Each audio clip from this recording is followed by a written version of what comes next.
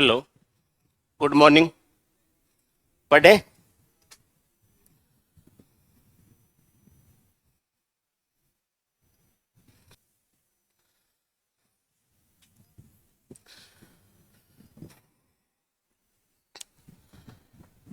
Number system में थोड़ा सा वॉल्यूम बढ़ा दो। नंबर सिस्टम शुरू किया था। नंबर सिस्टम में नंबर्स के बारे में थोड़ा सा इंट्रोडक्शन दिया था। उसके बाद में हमने ये पढ़ा था कि फैक्टर्स कैसे ज्ञात किए जा सकते हैं किसी भी संख्या में, किसी भी नंबर में। ठीक है ना। पहला काम है उसमें प्राइम फैक्टर कितने हैं। दूसरा काम उसमें टोटल नंबर ऑफ फैक्टर्स कितने हैं। दो बातें हो गई। तीसरी बात है इवन फैक्टर्स, ऑड फैक्टर्स कितने हैं, इवन फैक्टर्स कितने हैं। तो ऑड फैक्टर और इवन फैक्टर भी ज्ञात कर सकते हैं। ठीक है ना। इसके अलावा बाकी सारी चीजें, जैसे उसमें स्क्वायर फैक्टर कितने हैं, उसमें क्यूब फैक्टर कितने हैं, इस टाइप के क्वेश्चंस भी बन सकते हैं। जैसे आपसे पूछ ले कि 720 है, इसमें स्क्वायर फैक्टर्स कितने हैं। 720 है, इसमें स्क्वायर फैक्टर्स कितने हैं। एक तो 1 है। ऐसे अपन लेते हैं, मैनुअल लेते हैं एक बार। एक 4 है, एक 9 है,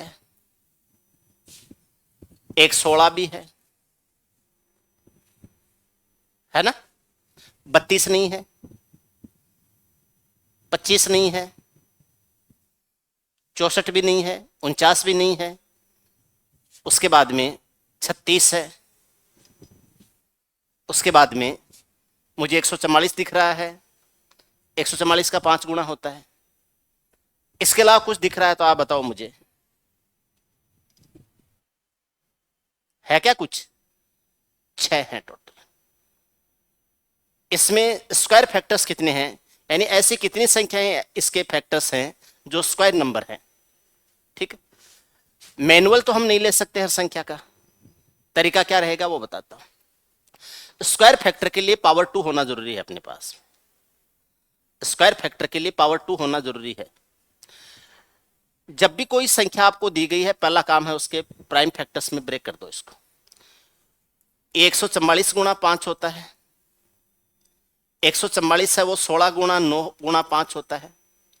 16 को 2 की घात 4 लिख सकते हैं, 9 को 3 की घात 2 लिख सकते हैं, और 5 को 5 की घात 1 लिख सकते हैं। स्क्वायर फैक्टर जब भी लेने हो तो जो पावर है उसमें 3 का भाग दे, 2 का भाग देना।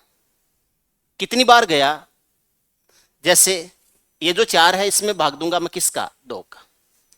कभी भी ऐसे लिखा हुआ हो P1 की पावर N1 इंटू P2 की पावर N2 इंटू P3 की पावर N3, इस तरीके से किसी भी संख्या को फैक्टर करके लिखा जाए। P1 P2 P3 है, ये प्राइम नंबर्स हैं, और N1 N2 N3 है वो इसके ऊपर पावर है।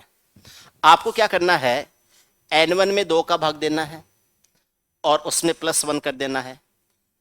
N2 में 2 का भाग देना है, उसमें +1 कर देना है। और ये जो N3 है इसमें 2 का भाग देना है, +1 कर देना है। बोले सर कई बार अगर भाग पूरा पूरा नहीं जाए तो, जैसे 3 में तो 2 का भाग पूरा नहीं जाता है, तो जितनी बार जाए उतनी बार दे दो, यानी इसका इंटीजर लेना है। अब जैसे पहला पावर 4 है तो 4/2 कर दो, +1 कर दो। उसके बाद में अगली पावर 2 है तो 2/2 कर दो, +1 कर दो। अगली पावर 1 है तो 1/1 में भाग नहीं जाता है 2 का, इसलिए नहीं जाता है तो 0+1 ही कर दो, या लिखो ही मत उसको। 0+1 1 बनता है, 1 को गुणा करने से कोई फर्क नहीं पड़ता है। तो अगर पावर 2 से छोटी है तो उसको लिखो ही मत, पावर 1 है तो उसको यूज ही मत करो। 4 में 2 का भाग देंगे 2 बार जाएगा, 2 में 1 जोड़ेंगे तो 3 हो जाएगा। 2 में 2 का भाग 1 बार जाएगा, 1 में 1 जोड़ेंगे तो 2 हो जाएगा, और 3 का 2 से गुणा करेंगे तो कितना आ जाएगा, 6। तो इसमें स्क्वायर फैक्टर 6 हो जाएंगे। अगर हमसे पूछा जाए कि इसमें स्क्वायर फैक्टर कितने हैं, आपका आंसर होगा 6। 6 स्क्वायर फैक्टर हैं इसमें।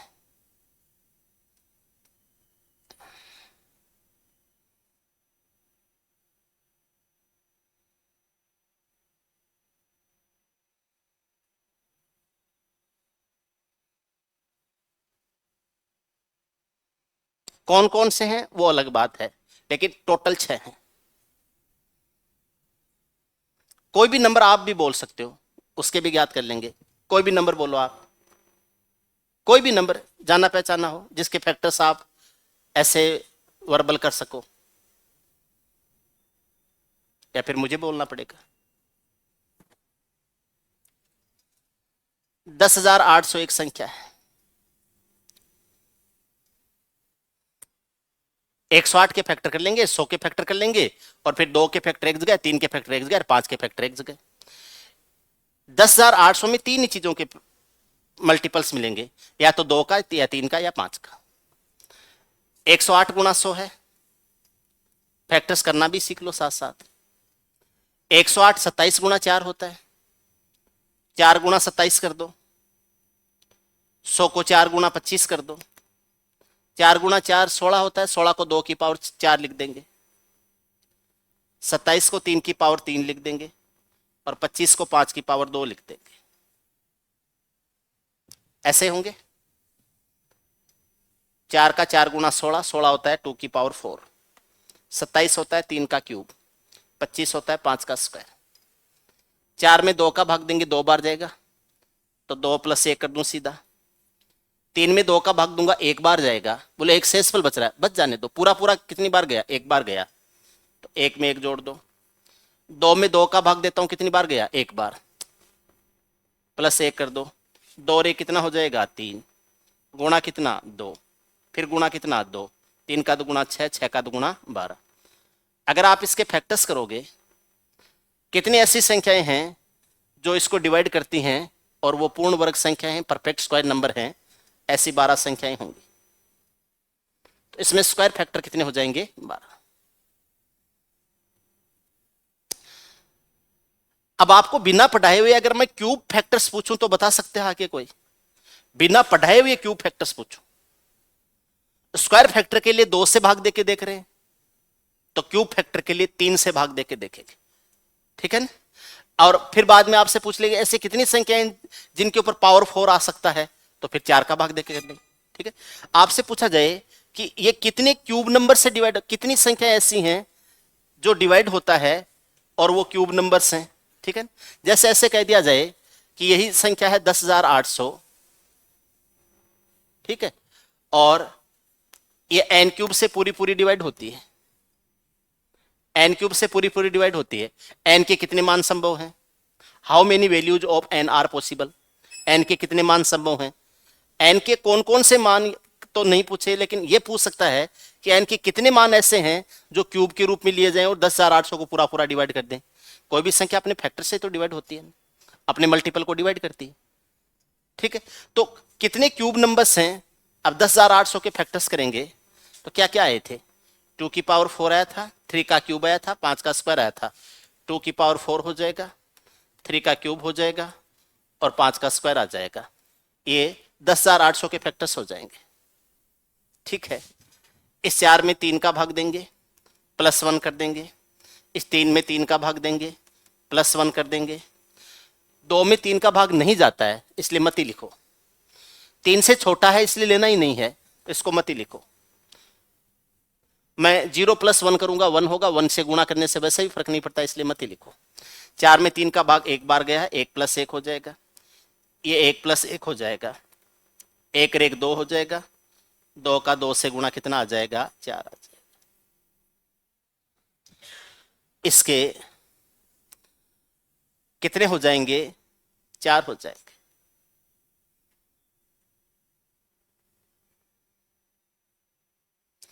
चार ऐसी संख्याएं हैं जो क्यूब नंबर हैं और इसके फैक्टर्स में मौजूद है।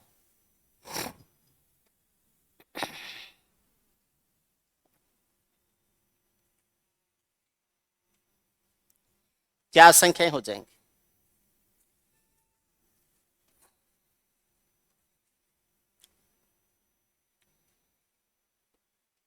ढूंढ सकते हो क्या कौन कौन सी हैं? मुझे दिख रही हैं, बताऊं? 1, 8, 27 और 216, ये संख्या है।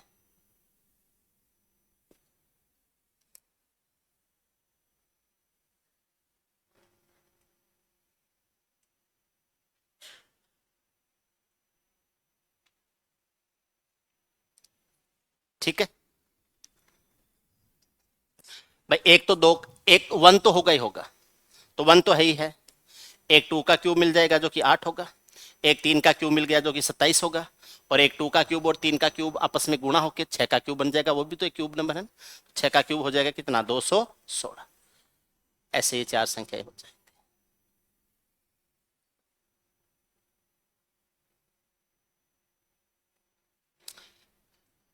चलो, ये किस लिए पढ़ने पड़े थे? हम डिविजिबिलिटी के ऊपर बात कर रहे थे, भाजकता के ऊपर बात कर रहे थे, और हम बात ये कर रहे थे कि कोई भी संख्या है जिसके ओनली 2 फैक्टर होते हैं वो अभाज्य संख्याएं होती हैं, प्राइम नंबर होती हैं, और 2 से ज्यादा फैक्टर्स हो जाते हैं तो ऐसी संख्याएं भाज्य संख्याएं होती हैं, कंपोजिट नंबर होती हैं। वन का ओनली वन फैक्टर ही होता है, खुद वन ही होता है, बाकी किसी कोई फैक्टर नहीं होता है, इसलिए वन को न प्राइम माना जाता है न कंपोजिट माना जाता है। ऐसे ही हुआ था। आपको मैंने ये भी बताया था कि जब ये कहा जाए कि ओनली 3 फैक्टर्स, तो ऐसी संख्या प्राइम नंबर का स्क्वायर होता है। ओनली 4 फैक्टर्स की बात करें कि या तो प्राइम नंबर का क्यूब होता है या 2 प्राइम नंबर्स का आपस में गुणनफल होता है, तब उसके 4 फैक्टर्स होते हैं। क्लियर है ना यहां तक का मामला? कोई दिक्कत नहीं है। एग्जाम में एक सवाल पूछा गया था, एग्जाम में एक सवाल पूछा गया था, और वो सवाल ऐसा था, ए से बड़ा बी है, बी से बड़ा सी है, ए बड़ा है बी से, बी बड़ा है सी से, ठीक है, तथा इनके वर्ग है वो 3 अंकों की संख्याएं हैं जिनके केवल 3 फैक्टर हो सकते हैं। ठीक है, और आपसे पूछ लिया था a प्लस बी अपॉन सी क्या होगा?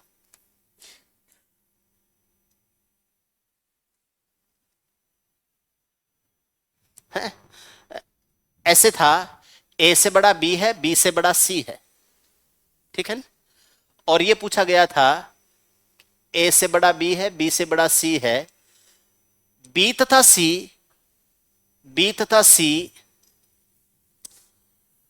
3 विषम संख्याएं हैं। ऐसा था कि b तथा c 3 विषम संख्याएं हैं जिनके वर्ग b तथा c के वर्ग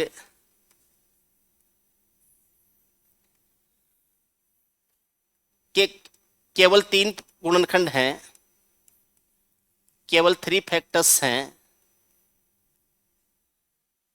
और a का वर्ग एक 3 अंकों की संख्या है, 3 अंकों की संख्या है। एबीसी 3 कर्मागत अभाज्य संख्या, 3 कर्मागत, कैसे बोलूं, ऐसे था, ए से बड़ा बी, बी से बड़ा सी, और ए एक वर्ग संख्या है जो 3 अंकों की संख्या है, और बी तथा सी का वर्ग 2 अंकों की संख्या है। पूछा गया था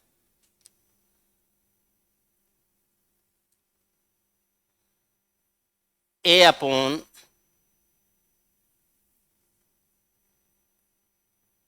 बी प्लस सी, कुछ था तो सही यार, मेरे एक्चुअल लैंग्वेज ध्यान में नहीं आ रही।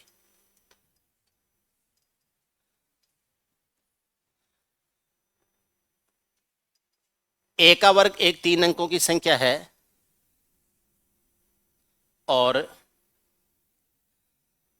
बी तथा सी का वर्ग 2 अंकों की संख्या है, तो ए अपॉन बी प्लस सी का न्यूनतम मान क्या होगा? ए अपॉन बी प्लस सी का न्यूनतम मान क्या होगा? वो जैसा भी होगा, अपन को तो ये सवाल करना है। ए से बड़ा बी है, बी से बड़ा सी है, इसके केवल 3 फैक्टर हो सकते हैं, इसका मतलब A B O C 3 prime number है, अभाज्य संख्या है। ठीक है, ए का वर्ग 3 अंकों की संख्या है, बी तथा सी के वर्ग 2 अंकों की संख्या है। अब 2 अंकों की संख्या है और तीनों विषम संख्याएं हैं, ए बी सी 3 विषम संख्याएं हैं।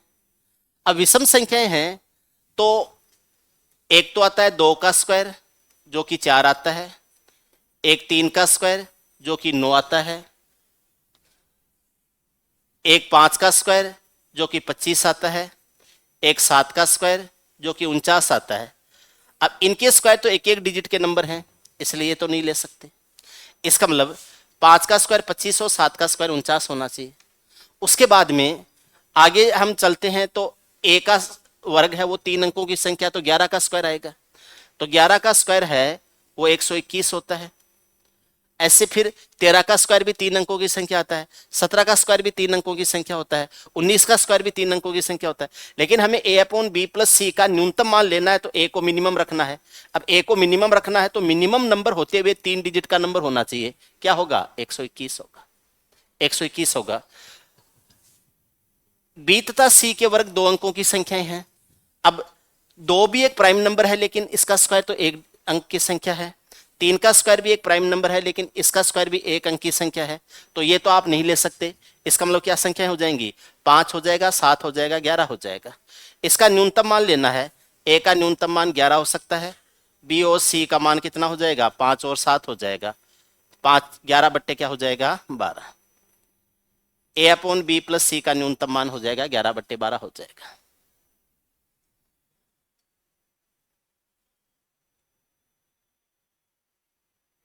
आप समझ रहे हैं?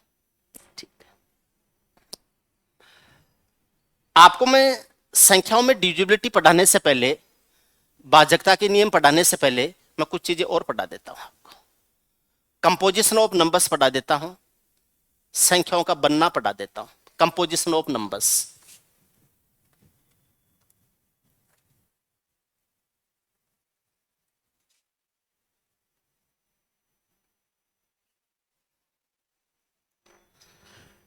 कंपोजिशन ऑफ नंबर्स से पहले मैं आपको सिस्टम ऑफ नंबर्स पढ़ाता हूं।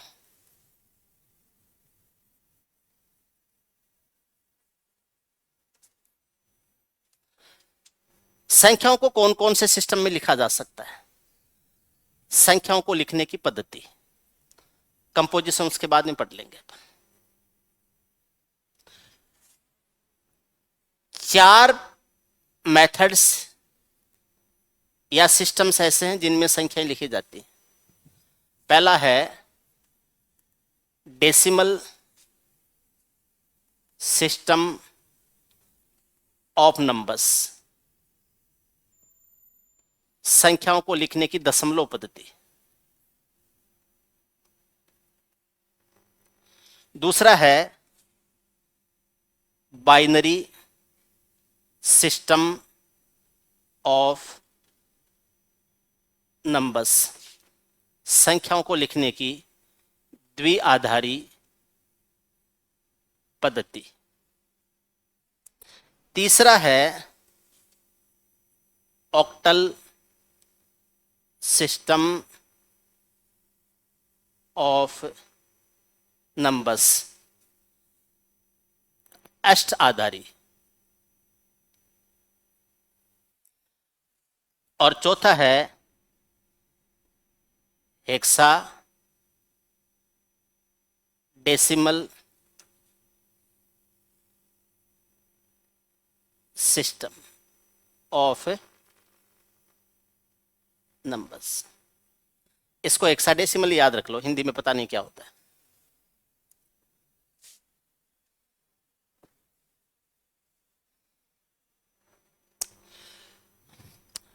दशमलव फ्रैक्शन अलग होता है और संख्याओं को लिखने की दशमलव पद्धति अलग होती है।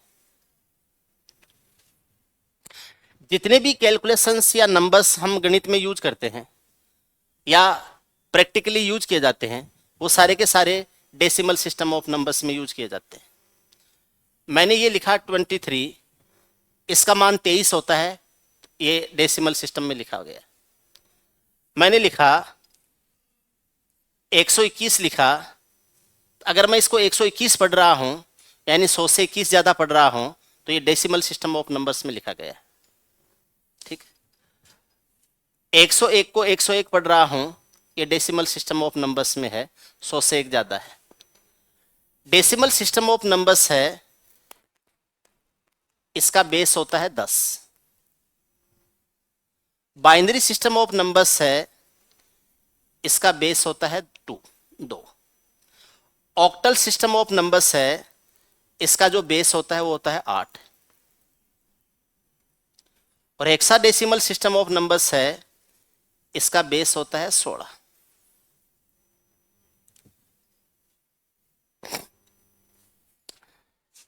दस बेस होता है तो इसमें 10 डिजिट्स से संख्याएं बनाई जाती है।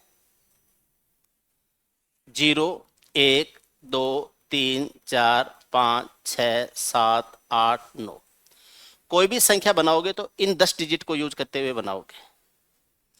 कितनी भी बड़ी कितनी भी छोटी संख्या हो, इन्हीं 10 डिजिट को यूज करते हुए बनाई जाती है। बाइनरी सिस्टम ऑफ नंबर्स में 2 ही डिजिट यूज किए जाते हैं, 0 और 1। ऑक्टल में 8 डिजिट यूज किए जाते हैं, 0, 1, 2, 3, 4, 5,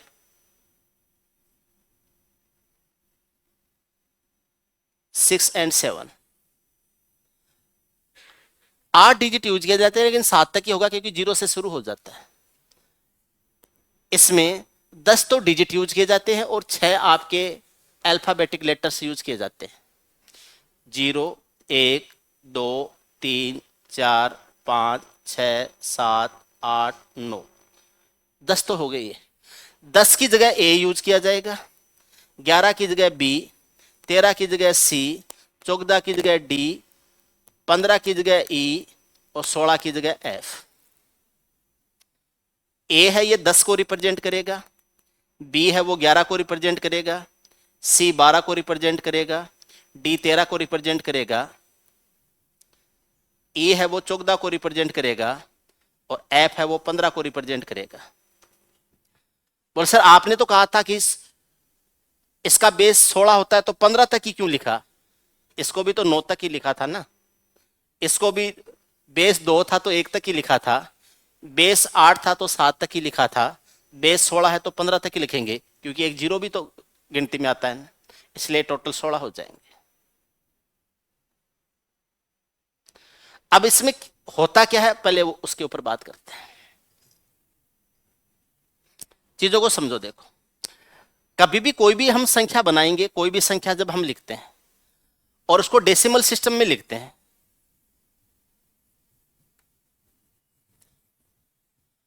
डेसिमल सिस्टम में जब भी किसी संख्या को लिखा जाता है तो उसकी जो डिजिट की पोजीशन होती है वो 10 की पावर का मल्टीपल होती है।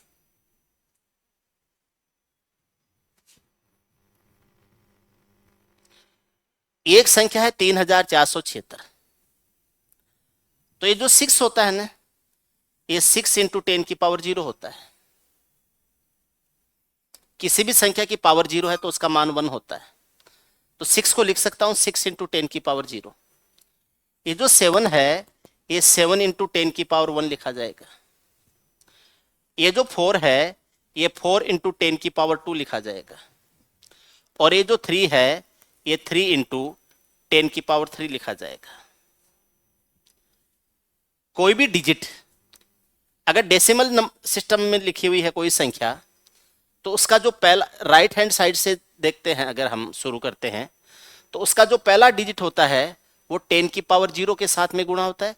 दूसरा डिजिट होता है वो 10 की पावर 1 के साथ में, फिर 2 के साथ में, फिर 3 के साथ में, फिर 4 के साथ में, ऐसे लिखा जाता है। एक तो आप इसको ऐसे समझ लो थोड़ा सा। दूसरा मैं आपको ऐसे समझाता हूं, 3 4 7 6 है, 3 4 7 6 है, ठीक, ऐसे लिखता हूं।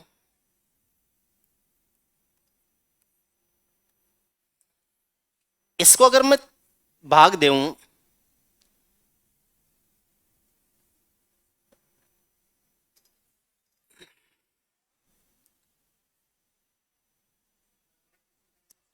रुको, कुछ नहीं कर रहा हूं मैं कुछ कर ही नहीं रहा। मैं इसको भाग दूंगा, 10 से भाग दूंगा।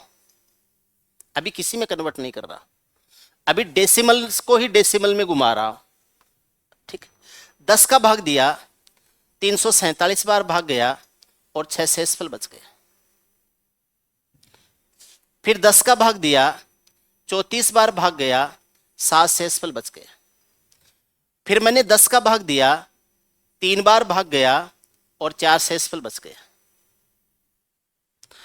अब ये जो 10 है, इसका भाग 3 में भी दे सकते हैं और कह सकते हैं कि 3 में भाग जाएगा तो 0 बार, ऐसा नहीं करना है। 10 से छोटी संख्या नीचे आ गई है तो यहीं से शुरुआत कर दो और यहां से लिखना स्टार्ट करो, लेफ्ट टू राइट।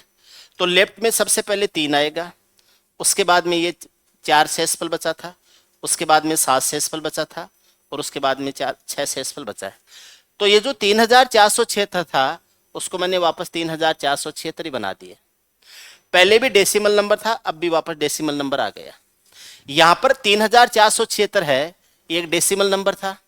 अब मैं इनको 10 की पावर से गुणा करके लिख रहा हूं। तो 3 को 10 की पावर 3 से गुणा करूंगा तो 3000 हो जाएगा।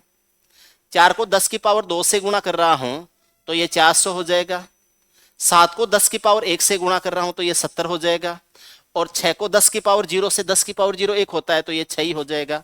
इनको जोड़ता हूं, 340, 47 और 76 हो 3470 और 6 तो ये 3476 हो जाएगा।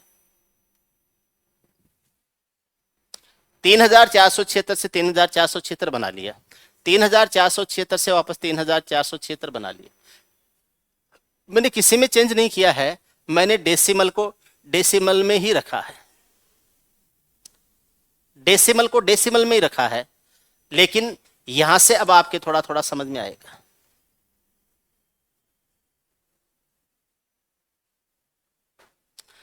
अब मैं आपको बताता हूं कि डेसिमल को बाइनरी में ले जाएंगे तो क्या करेंगे, बाइनरी को डेसिमल में ले जाएंगे तो क्या करेंगे। अगर कोई भी डेसिमल नंबर है, डेसिमल नंबर है, इसको आप चाहे बाइनरी में ले जाओ, चाहे आप इसको ऑक्टल में ले जाओ, चाहे आप इसको हेक्साडेसिमल में ले जाओ, ठीक, उस पर्टिकुलर टाइप का जो बेस नंबर होता है उससे डिवाइड करते हुए रिमाइंडर्स लिखने हैं अपने को।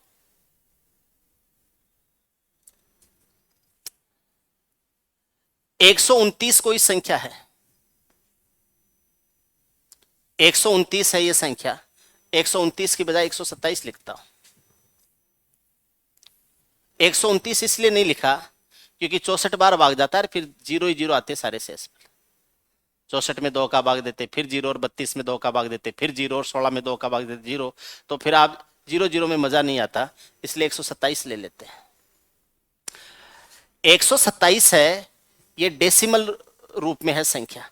आपको कहा जाता है दशमलव पद्धति में 127 लिखा हुआ है, इसको द्विआधारी पद्धति में लिखो या बाइनरी सिस्टम में लिखो। इसको डेसिमल सिस्टम में 127 है, इसको बाइनरी सिस्टम में लिखना है, या तो ऐसे होगा, या डेसिमल सिस्टम में कोई भी नंबर होता है तो इसके नीचे यहां 10 लगा हुआ होता है, ब्रैकेट लग के भी हो सकता है 10 और विदाउट ब्रैकेट भी हो सकता है 10। नीचे 10 लगा हुआ है, इसका मतलब 127 है, ये डेसिमल सिस्टम में लिखी हुई संख्या है। और इसको हमें लिखना है बाइनरी सिस्टम में लिखना है, तो बाइनरी सिस्टम में यहां क्वेश्चन मार्क के साथ में 2 लिख दिया जाएगा, या ऐसे लिखा जाएगा क्वेश्चन मार्क और ब्रैकेट में 2 लिख दिया जाएगा, या फिर लैंग्वेज में लिखा जाएगा 127 दशमलव पद्धति में जो संख्या है उसको बाइनरी पद्धति में या बाइनरी सिस्टम में लिखना है कि वो संख्या कैसे लिखी जाएगी। कई बार तो लैंग्वेज में साफ साफ लिखा हुआ होता तो वैसे ही पता चल जाएगा।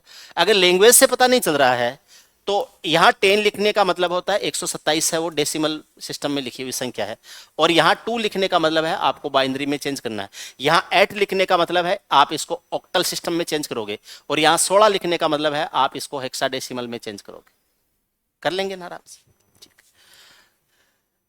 127 है, मुझे बाइनरी में चेंज करना है तो बाइनरी का बेस 2 होता है, इसलिए मैं 2 से भाग देता जाऊंगा, उधर शेष पर लिखता जाऊंगा, नीचे भाग पर लिखता।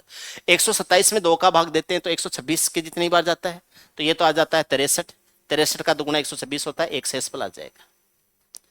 63 में 2 का भाग देते हैं तो 31 का दुगुना 62 होता है, तो ये आ जाएगा 31, और भाग गया कितनी बार, एक शेष पर बच गया ना, और ये आ जाएगा। 31 में 2 का भाग देते हैं तो 15 का दुगुना 30 होता है, तो 15 बार तो भाग चला गया और शेष पल कितना बच गया, 1। 15 में 2 का भाग देते हैं तो 7 का दुगुना 14 होता है, शेष पल कितना बच गया, 1। 7 में 2 का भाग देते हैं तो 3 का दुगुना 6 होता है, और शेष पल कितना बच गया, 1। और 3 में 2 का भाग देते हैं तो एक बार तो भाग चला गया, 1 बच गया शेष, और लास्ट में 1 आ गया। 1 में अब आगे 1 है वो 2 से छोटा हो गया, इसलिए भाग देने की जरूरत नहीं। अब ये जो 1 है इसको लेफ्ट हैंड साइड से लिखना शुरू करो। इस 1 को लिख दिया, और ये कितने 1 है, 1 2 3 4 5 6, 6 1 ये लिखने, 1 2 3 4 5 6, ये मैंने लिख दिए। 1 1 तो ये है, और 6 1 हो गए ये, तो 1 ये हो गया, और 6 बार 1 ये लिख दिया, ये संख्या बन गई। यानी 7 बार 1 1 1 लिख दिया, और ये एक बाइनरी नंबर बन गया। यहां 2 लिख सकते हो, ब्रैकेट लगा के भी 2 लिख सकते हो, और अगर लैंग्वेज में लिखा हुआ है तो कुछ नहीं लिखना है, 7 बार 1 1 1 लिखना है। क्लियर है? कभी भी किसी भी संख्या को बाइनरी नंबर में चेंज करें तो आपका बेस 2 रहेगा। 2 का भाग देते हुए संख्या को आप यहां तो भागफल लिखते जाओ और यहां शेषफल लिखते जाओ। यहां तो जो क्वोशेंट है वो आ जाएगा, और यहां आपके जो रिमाइंडर्स है वो आ जाएंगे। लास्ट में एक कंडीशन बनेगी जब नीचे 0 या 1 आएगा। अगर 2 है तो 2 का भाग देने से 0 आ जाएगा, और अगर 3 है तो 2 का भाग देने से 1 आ जाएगा। ठीक है, और नीचे जब 1 आता है या 0 कुछ भी आता है तो यहां से शुरू करो और ये इधर से इधर लिखो, लेकिन ये लेफ्ट हैंड साइड में रहेगा और ये वाले उसके राइट हैंड साइड में लिखते जाएंगे। सबसे राइट हैंड साइड में ये पोजीशन रहेगी। एक नंबर को और चेंज करते हैं।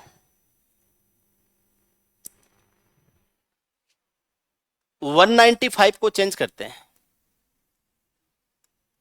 195 10 क्वेश्चन मार्क 2, क्वेश्चन मार्क की जगह क्या आएगा, 195 को चेंज करना है मुझे। ठीक है, 195 है, 2 से डिवाइड कीजिए, कितना, 96 बार या 97 बार। 97 का दुगुना 194, 97 बार भाग चला जाएगा, एक शेषफल बच जाएगा। फिर 2 का भाग देते हैं, 48 का दुगुना 96 होता है, तो ये 48 हो जाएगा, एक शेषफल बच जाएगा। फिर 2 का भाग देते हैं, 24 का दुगुना 48 होता है, 0 शेष बच जाएगा। फिर 2 का भाग देते हैं, 12 का दुगुना 24 होता है, 0 शेष बच जाएगा। फिर 2 का भाग देते हैं, 6 का दुगुना 12 होता है, 0 शेष बच जाएगा। फिर 2 का भाग देते हैं, 3 का दुगुना 6 होता है, 0 शेष बच जाएगा। फिर 2 का भाग देते हैं, 2 एकम 1 होता है और एक शेषफल बच जाएगा। लास्ट में आएगा 1 1, उसके आगे आएंगे 4 बार 0 और उसके बाद में फिर 1 1। पहले 1 1 लिखा जाएगा, उसके आगे 4 बार 0 लिखा जाएगा और उसके बाद में फिर 1 1 लिखा जाएगा, और यहां क्या आ जाएगा 2। ये बाइनरी संख्या में आपने इसको चेंज कर दिया है। ये इस संख्या को लिखने का बाइनरी मेथड है, बाइनरी सिस्टम है। एक डेसिमल नंबर था, डेसिमल सिस्टम में कोई संख्या लिखी हुई थी, उसको आपने बाइनरी सिस्टम में लिख दिया, बाइनरी मेथड में लिख दिया। तो डेसिमल टू बाइनरी चेंज करना है, इस तरीके से भाग देके करेंगे, कर लेंगे। आपको बाइनरी टू डेसिमल चेंज करना हो, आपको चेंज करना हो कि बाइनरी टू डेसिमल नंबर में कैसे चेंज करेंगे, बाइनरी टू डेसिमल कैसे चेंज करेंगे वो देखते हैं। इन्हीं को एग्जाम्पल के तौर पे ले लेते हैं। जैसे 7 बार 1 1 लिखा हुआ है, ये एक बाइनरी नंबर है, इसको मुझे डेसिमल नंबर में चेंज करना है। एक, 1 2 3 4 5 6 7, 7 बार 1 1 लिखा हुआ है। और एक बाइनरी नंबर है, बाइनरी नंबर का बेस होता है 2, इसलिए 2 की पावर से आप इसको मल्टीप्लाई करते जाओ। इनकी भी प्लेस वैल्यू होती है, लेकिन डेसिमल नंबर में जो प्लेस वैल्यू होती है वो तो 10 की पावर के मल्टीपल होते हैं, और बाइनरी नंबर में जो प्लेस वैल्यू होती है वो 2 की पावर के मल्टीपल होते हैं। 10 की पावर 0 से शुरू करते हैं तो 2 की पावर 0 से शुरू करेंगे इसको, ठीक है। ये 2 की पावर 0 से गुणा होगा, ये 2 की पावर 1 से गुणा कर दो, ये 2 की पावर 2 से, 2 की पावर 3 से, 2 की पावर 4 से, 2 की पावर 5 से, 2 की पावर 6 से, ऐसे हो जाए। 2 की पावर 0 का मान 1 होता है, ये 2 होता है, ये 4 होता है, ये 8 होता है, ये 16 होता है, ये 32 होता है, ये 64 होता है। सिंपली एक बात समझ में आ गई, 1 से शुरू करो, डबल करते हुए लिख दो। 1 का दुगुना 2, का दुगुना 4, का दुगुना 8, 16, 32, 64, 128, 256, 512, ऐसे लिख दो, डबल करते हुए लिख दो। अब आपको क्या करना है, 1 का 1 से गुणा करो, 1 आ जाएगा, जोड़ना है। 2 का 1 से गुणा करो, 2 हो जाएगा, जोड़ना है। 4 का 1 से गुणा करो, 4 हो जाएगा, जोड़ना है। 8 का 1 से गुणा करो, 8 हो जाएगा, जोड़ना है। 16 का 1 से गुणा करो, 16 हो जाएगा, जोड़ना है। 32 का 1 से गुणा करो, 32 हो जाएगा, जोड़ना है। और 64 का 1 से गुणा करो, 64 हो जाएगा। जोड़ना सीखते हैं, सेटिंग करना आता है क्या? सेटिंग करना किस किस को आता है? फिर कैलकुलेशन कैसे करोगे? फिर कैलकुलेशन कैसे करोगे? कैलकुलेशन तो पूरा खेल ही सेटिंग का है। मैं आपको एक आज ऐसी बात बता रहा हूं जिसको हमेशा ध्यान रखना। ये दुनिया ज्ञान से नहीं चलती है, पावर से नहीं चलती है, ये पूरी दुनिया का हर काम सेटिंग से चलता है, हर काम सेटिंग से चलता है। जिस आदमी को जिंदगी में सेटिंग करना नहीं आता उसकी जिंदगी खराब है। हर चीज में सेटिंग। गाड़ी के इंजन सेटिंग गड़बड़ हो गई, इंजन खराब। आपके मोटरसाइकिल का जो बेरिंग है सेटिंग गड़बड़ हो गई, टायर खराब। गाड़ी का चेसिस है, थोड़ी सी सेटिंग खराब हो गई, अलाइनमेंट बिगड़ गया, गाड़ी चली नहीं पाएगी। दिमाग का आपका जो सोचने समझने की जो सेटिंग है, सिस्टम बना हुआ है, थोड़ा सा डिस्टर्ब हो गया, बैकी बैकी बातें करने लग जाओगे। बड़े बड़े काम सेटिंग से ही होते हैं। कैलकुलेशन क्या है? सेटिंग। तो पूरी पढ़ाई क्या है? सेटिंग है पूरी, ठीक। अब जिसको जिंदगी में सेटिंग करना आता है वो सब कुछ कर सकता है, और सेटिंग करना नहीं आता वो कुछ भी नहीं कर सकता। अब बताओ सेटिंग करना किस किस को आता है? सीखना है ना? सिखाते। देखो, 64 और 16 को जोड़ दो 80, 32 और 8 को जोड़ दो 40, 80 और 40 हो जाएगा 120, और 7 हो जाएगा ये 127 हो जाएगा।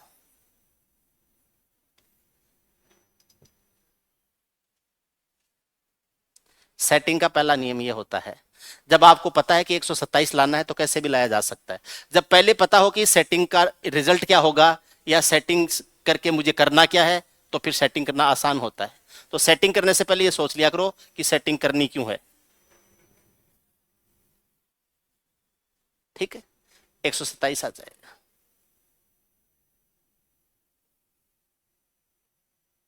ठीक है।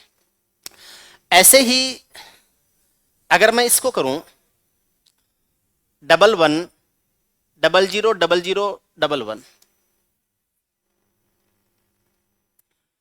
11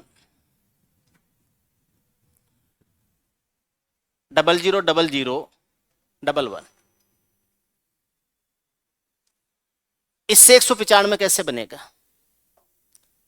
अब वो पावर लिखने की जरूरत नहीं है, एक डबल करते लिख दो। 1 लिख दो, 2 लिख दो, 4 लिख दो, 8 लिख दो, 16 लिख दो, 32 लिख दो, 64 लिख दो, 128 लिख दो। इसमें तो बिल्कुल जोर नहीं आता। जीरो का किसी भी संख्या से गुणा करें वो तो जीरो ही होता है, इसलिए जोड़ो चाहे मत जोड़ो कोई फर्क नहीं पड़ता है। तो ये जीरो होता है, हटा दो, ये जीरो होता है, हटा दो, ये जीरो होता है, हटा दो, ये जीरो होता है, हटा दो, जीरो वालों को हटा दो।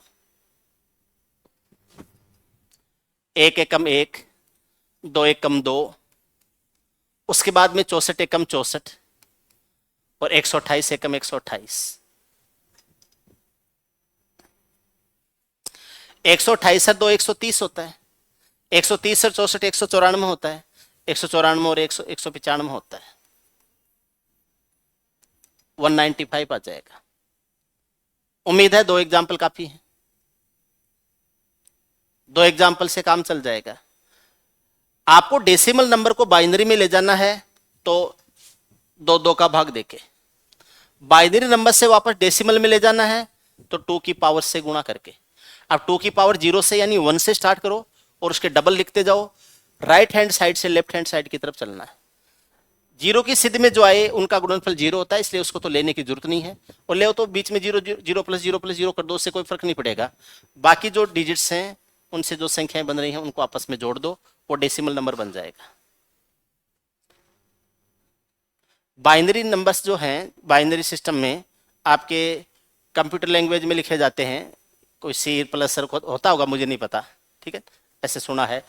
ये डेसिमल नंबर्स है, ये अपनी मैथमेटिकल कैलकुलेशन में यूज किए जाते हैं, ठीक है। आगे देखो, मुझे डेसिमल से ऑक्टल बनाना और ऑक्टल से डेसिमल, दोनों पढ़ लेंगे। कोई भी डेसिमल नंबर है उससे मुझे ऑक्टल नंबर में चेंज करना है। ऑक्टल 8 के लिए होता है। कोई भी डेसिमल नंबर है, जैसे एन डेसिमल नंबर है, इससे एम ऑक्टल बनाना है। ऑक्टल के लिए बेस 8 होता है, इसलिए नीचे 8 से रिप्रेजेंट। अब यहां ब्रैकेट लगा हुआ हो भी सकता है और विदाउट ब्रैकेट भी हो सकता है। आपका दूसरा, आपने तो ब्रैकेट लगाया नहीं था, इसमें लगा हुआ आ गया, तो आप वो अपने हिसाब से देख, या लिखा हुआ हो सकता है, और वैसे नहीं आएगा। ऑक्टल और हेक्साडेसिमल का नहीं आएगा एग्जाम में, डेसिमल और आपके बाइनरी का ही आता है। अब तक तो नहीं है, लेकिन ये होते हैं, इसलिए एक बार पढ़ना जरूरी है। मान लो कभी आई गया और वो आपके हिस्से में आ गया है ना, तो उन चीजों के लिए भी तो तैयार रहना है। डेसिमल नंबर मान लो 347 है, ये डेसिमल नंबर है, इसको मुझे ऑक्टल में चेंज करना है। 347 को ऑक्टल में चेंज करना है तो बेस 8 होता है, तो मैं 8 का भाग दूंगा, तो ये 347 है, और इसमें भाग देंगे किसका, 8 का। 8 का चौगुना 32, 2 बच गया 27, 8 का तिगुना 24, कितना बच गया, शेष 3, ये रिमाइंडर आ जाएगा 3। फिर एक बार 8 का भाग देंगे, 8 का 5 गुना 40, 5 बार भाग चला गया, और शेषफल कितना बच गया, 3। 5 है वो 8 से छोटा आ गया, तो आगे भाग मत दो, इधर से इधर लिखना शुरू करो, 533 आ जाएगा। आप इसको ऐसे लिख सकते हो, 347 डेसिमल को आप 533 ऑक्टल लिख सकते हो। 347 डेसिमल है, इसको आप 5 3 3 8, इसको 533 नहीं बोल सकते, 100 और 1000 ये तो सारे डेसिमल में ही होते हैं, तो ये 533 ऑक्टल मेथड में आ जाएगा। एक एग्जांपल और ले लेते हैं।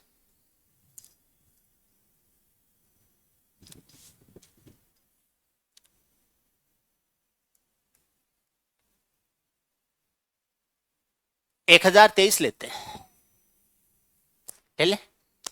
1023 डेसिमल है,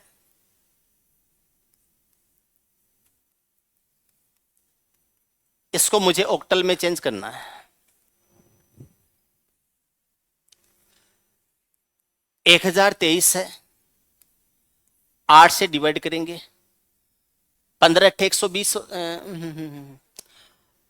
8 एकम 8, 2 बच गया 22, 8 का दुगुना 16, तो 6 बच गया क्या है। 8 का 7 गुना 56, 7 बच जाएगा। 8 का 7 गुना 56, 7 बच जाएगा। कैलकुलेशन देख लेना सही करी है या गलत। 8 एकम 8, 2 बच गया 22 हो गया, 8 का 2 गुना 16, 6 बच गया, 6 से 63 हो गया, फिर 8 का 7 गुना 56, 7 ही बचेगा, 127। 8 का भाग देंगे तो यह आ जाएगा 15 × 120, तो यह आ जाएगा 15 बार भाग जाएगा और ये कितना आ जाएगा 7। उसके बाद में 8 का भाग देंगे तो 8 एकम 8 एक बार भाग गया और शेष बच जाएगा 7, 1777, ऐसे आ जाएगा 1777 और ये हो जाएगा 8। ये आप इसको ऑक्टल मेथड में लिख सकते हो।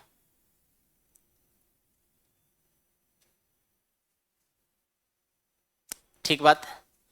ऑक्टल से वापस डेसिमल में ले जाना हो, ऑक्टल से वापस डेसिमल में ले जाना हो, क्या नंबर था 5338 था।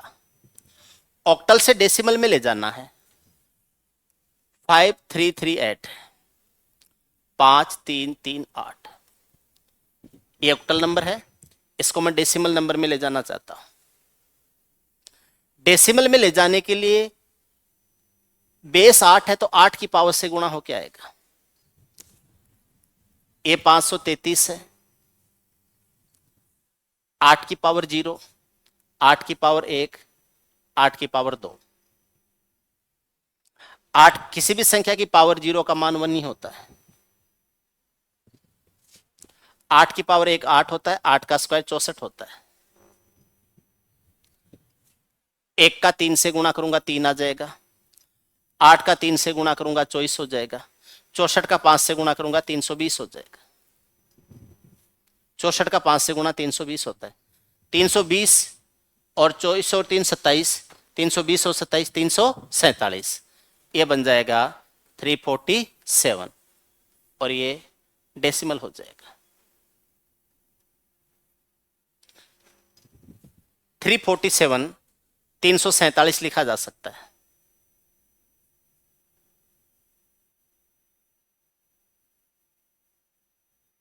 ठीक बात है।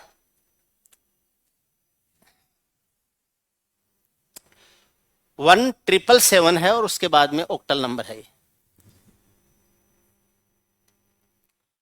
1, ये ऑक्टल है। इसको मुझे चेंज करना है डेसिमल नंबर में, दशमलव सिस्टम में चेंज करना है। 1777 है, इसको दशमलव मेथड में चेंज करना है। अब देखो बार बार वो 8 की पावर 1 और 8 की पावर 0 और वो लिखने की जरूरत नहीं है। एक लिखो और 8 गुणा करते हुए लिख दो। जैसे एक लिख के 2 गुणा करते हुए लिखे थे, 1 गुणा करके 8 गुणा करते हुए, 1 लिख दो, 8 लिख दो, 8 गुणा 64 और 512, 8, 1, 1 का 8 गुणा 8, फिर 8 का 8 गुणा 64, फिर 64 का 8 गुणा 512, फिर उसका 8 गुणा आगे कर देंगे। ठीक है, 4000 में आएगा। ठीक, ये 7 आ जाएगा। 8 का 7 गुणा 56 होता है। 64 का 7 गुणा करो, 7 चौक 28, 2 है पक्का, ये 448 आ जाएगा और ये 512 हो जाएगा। 48 और 12 60 होते हैं ना, 960 आ जाएगा। 60 को 56 दो, 60 को 56 दो तो 60 को 56 देंगे तो 116 हो जाएगा, तो 1016 हो जाएगा। और 16 में 7 जोड़ते हैं तो कितना आता है 23 आता है। ये हो जाएगा 1023 आ जाएगा। डेसिमल नंबर है इसलिए यहां 10 आ जाएगा। ऑक्टल से डेसिमल में और डेसिमल से ऑक्टल में कैसे जाना है दोनों तरफ से सीख गए हो। ठीक है, अब हम सीखते हैं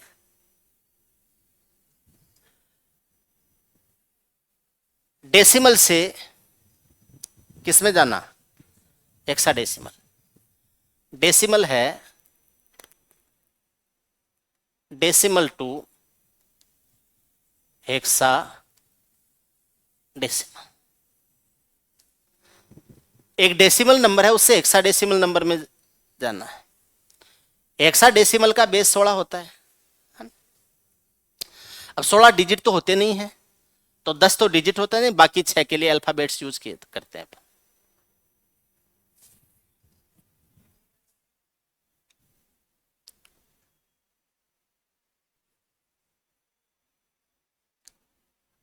847 डेसिमल है,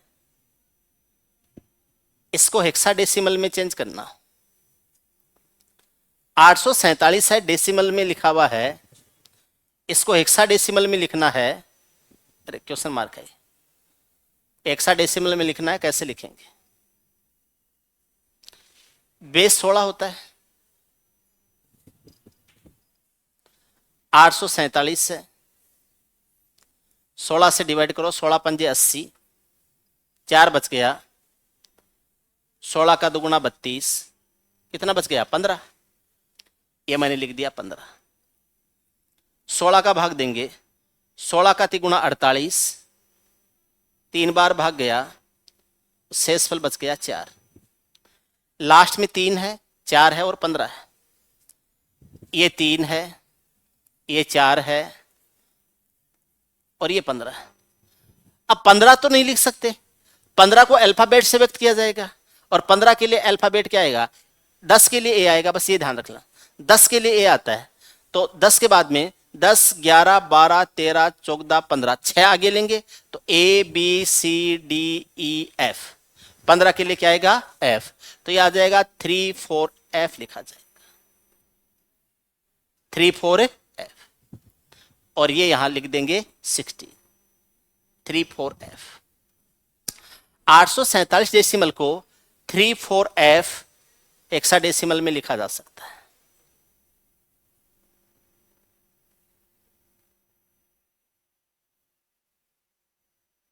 थोड़ा सा और आगे चलते हैं।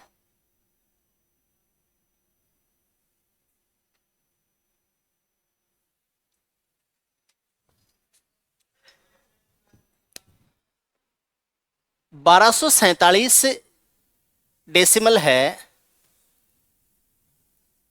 इसको हेक्साडेसिमल में लिखना है। 1247 डेसिमल है, इसको हेक्साडेसिमल में लिखना है, कैसे लिखेंगे?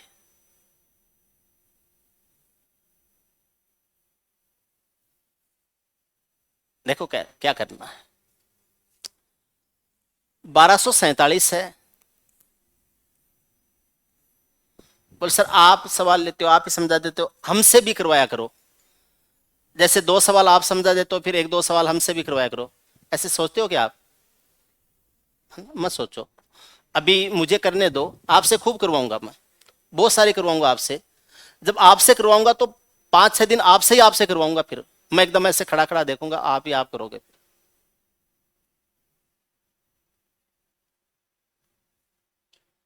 आपसे नंबर सिस्टम के 500 से ज्यादा सवाल करवाऊंगा, तो आप चिंता मत करो, खूब सारे सवाल हैं आपके लिए। किसका भाग देंगे? 16 का। तो 16 सत्ता 112 होता है, 12 बच गया। 16 सत्ता 112 होता है, 15 बच गया, ये आ जाएगा 15। उसके बाद में फिर 16 का भाग देते हैं। 16 का चौगुना 64 होता है, 4 बार भाग गया, कितना बच गया? 13, ये बच गया 13। 4 13 15, ये 4 आएगा, ये 13 आएगा और ये 15 आएगा। 4 को तो मैं 4 ही लिख दूंगा, यानी 9 तक तो सीधा लिख देंगे अपन, 4 को तो 4 ही लिख देंगे। 13 किस अल्फाबेट से, किस लेटर से लिखा जाएगा? तो आप दिमाग में एक बात रखो, 10 के लिए ए आता है, 10 के लिए ए, 11 के लिए बी, 12 के लिए सी, 13 के लिए डी, डी आएगा, तो यह आ जाएगा डी। और 15 के लिए एफ, 4D। अगर ये 9 या 9 से छोटे हैं तो डिजिट्स के रूप में ही लिखने, लेकिन 10 या उससे बड़े हैं, 10 आ गया या 10 से बड़ा कुछ भी आ गया, 10 से बड़ा कुछ भी आ गया, 15 से बड़ा नहीं आएगा, क्योंकि 15 से बड़ा से 16 का भाग देने से 15 से बड़ा शेषफल नहीं बच सकता, ज्यादा से ज्यादा शेषफल 15 ही बच सकता है। इसका मतलब एफ तक आएगा, कोई सा भी आ सकता है। 10 का ए आता है, उसके बाद में एफ तक 15 का आ जाता है, कोई सा भी आ सकता है। और अगर 9 या 9 से छोटा है तो डिजिट्स के रूप में आ जाएगा, 10 या उससे बड़ा है तो उसके लिए अल्फाबेट्स हैं, वो यूज कर लेने। तो ये संख्या बन जाएगी 4DF, और ये हेक्साडेसिमल में आ जाएगा 16 आ जाएगा। सही बात है। बोले सर इनसे वापस वो बनाओ, ठीक। हेक्साडेसिमल से वापस डेसिमल बनाना है, हेक्साडेसिमल है उससे वापस डेसिमल बनाना है। हेक्साडेसिमल टू डेसिमल, दशमलव पद्धति में लिखना है इसको, हेक्साडेसिमल को। देखो सबसे पहले हम 34F16 को लिखते हैं, 34F को लिखते हैं।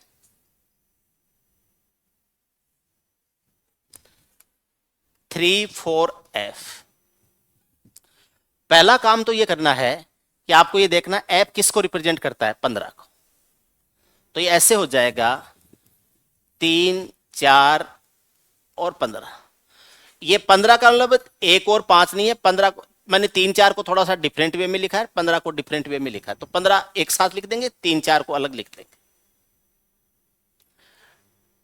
हेक्साडेसिमल से डेसिमल में ले जा रहे हैं तो बेस 16 होता है, 16 की पावर से गुणा करते हैं।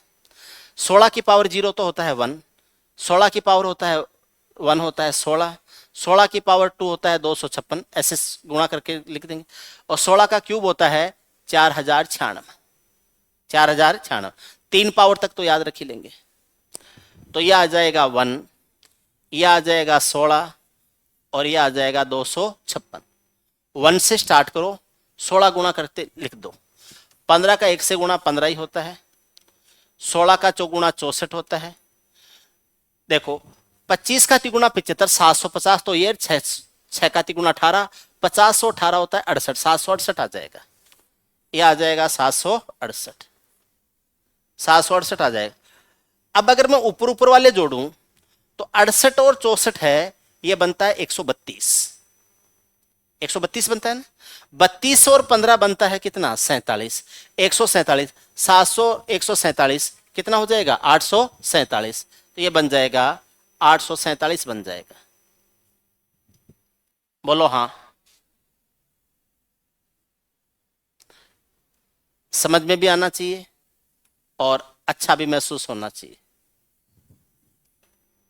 847 आ जाएगा।